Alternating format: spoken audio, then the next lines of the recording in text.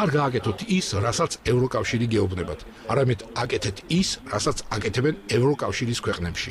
არ მიხვეთ რიტორიკას, მიბაძეთ მათ იმაში, რასაც სინამდვილეში აკეთებენ. თქვენ დაიჯერეთ ის მითი, რომ თუ თქვენ უბრალოდ განთავისუფლდებით კორუფციისაგან და ქვეყანას უკეთესად დააორგანიზებთ, თავისუფალი ვაჭრობით და თავისუფალი ბაზრით, მიაღწევთ კეთილდღეობას.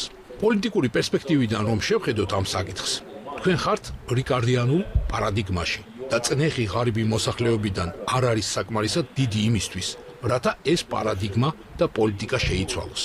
შესაძლოა ზოგიერთი თქვენს მიერ ნახსენები პოლიტიკა კარგიც იყოს. მსოფლიო ბანკის რეკომენდაცია ეს არის. ისინი მუდმივად უჩიჩინებენ ღარიბ ქვეყნებს.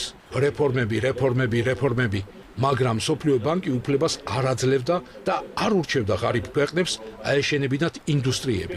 ჩვენ ვხედავთ ძალიან საწყენ ტენდენციას.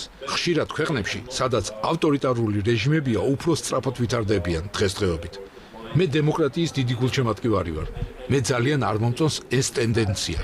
ხელფასები ბელორუსში იყო უფრო დაბალი, ვიდრე უკრაინაში, მაგრამ ახლა ბელორუსში ხელფასები თითქმის ორჯერ აღემატება უკრაინისას.